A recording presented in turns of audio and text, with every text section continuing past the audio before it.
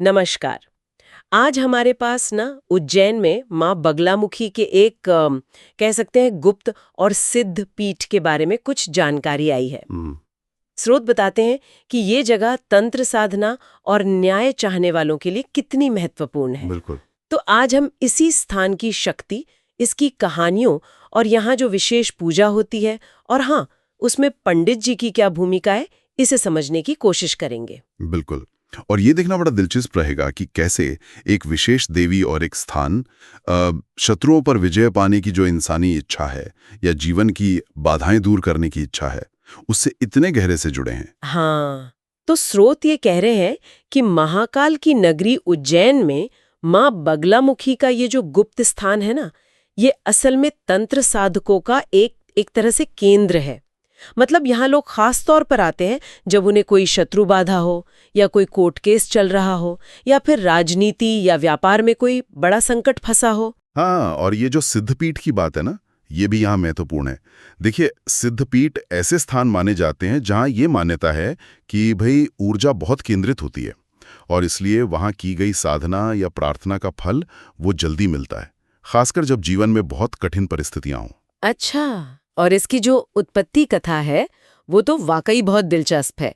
एक पुरानी कहानी है कि एक बार पृथ्वी पर कोई भयंकर तूफान आया, प्रलय जैसा माहौल हो गया।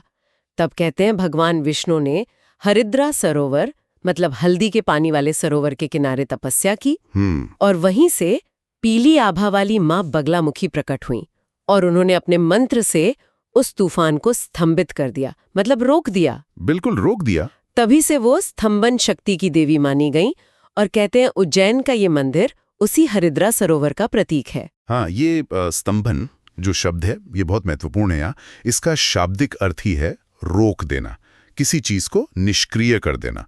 और ये देवी की उसी शक्ति को दिखाता है जिससे वो शत्रुओं की बुद्धि, उनकी वाणी, उनकी गति, इन सब को रोक सकती हैं, जैसा कि उनके मंत्रों में और लाभों में भी ये बात झलकती है। हाँ, और ये पीला रंग, हल्दी का प्रयोग, ये सब भी कहीं ना कहीं इसी ऊर्जा से जुड़ा हुआ माना जाता है। बिल्कुल।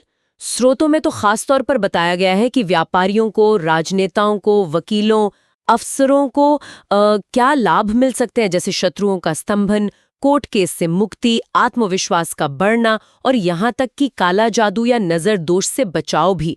और साधना के लिए भी बताया है कि पीला रंग महत्वपूर्ण है, गुरुवार या अमावस्या का दिन खास है और एक विशेष मंत्र भी दिया गया है, ओम ह्लीं बगलामुखी सर्वदुष्टानां वाचम मुखम पदम स्तंभय जिह्वाम कीलय बुद्धिम विनाशय लीम ओम स्वाहा जी। जिससे हल्दी की माला से जपने का विधान है।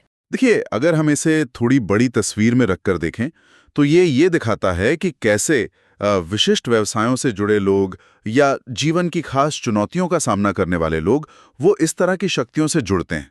ये शायद सिर्फ आध्यात्मिक ही नहीं बल्कि एक तरह से मनोवैज्ञानिक बल पाने का भी एक तरीका हो सकता है। हाँ, ये बात तो है। मुश्किल वक्त में एक संबल मिलता है। अब एक बहुत ही महत्वपूर्ण बात जो इन स्रोतों में सामने आई है वो है पंडित जी की भूमिका। एक स्रोत में साफ लिखा है कि उज्जैन में पंडित जी से विशेष बगलामुखी यज्ञ करवाना अत्यंत शुभ माना जाता है। और दूसरे स्रोत में भी जिक्र है कि पंडित जी बगलामुखी पूजा करते हैं।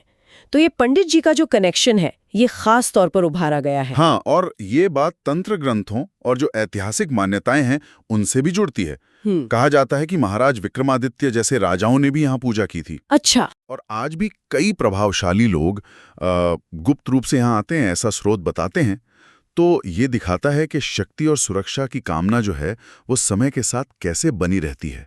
और पंडित जी जैसा विशेषज्ञ, जैसा कि जिक्र है, वो इन अनुष्ठानों को संपन्न कराने में एक बहुत जरूरी कड़ी का काम करते हैं। सही कहा, उनकी विशेषज्ञता जरूरी मानी जाती है। बिल्कुल, उनके ज्ञान और विधि विधान के बिना शायद ये उतना प्रभावी न माना जाए। तो कुल मिलाकर हमने ये देखा कि उज्जैन का ये बगलामुखी मंदिर सिर्फ एक पूजा स्थल नहीं है, ये एक शक्तिशाली केंद्र है जो शत्रुओं पर विजय और बाधाओं को दूर करने की जो गहरी मानवीय इच्छा है उससे जुड़ा हुआ है।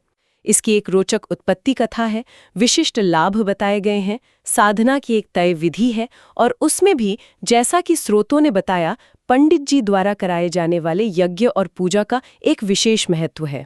हाँ, और ये एक महत्वपूर्ण सवाल भी खड़ा करता है कि आज के युग में भी जब हम तर्क और विज्ञान की इतनी बात करते हैं, तब भी ऐसी प्राचीन मान्यताओं का, इन अनुष्ठानों का और यहाँ तक के पंडित जी जैसे विशेषज्ञों पर निर्भरता का आकर्षण क्यों बना हुआ है?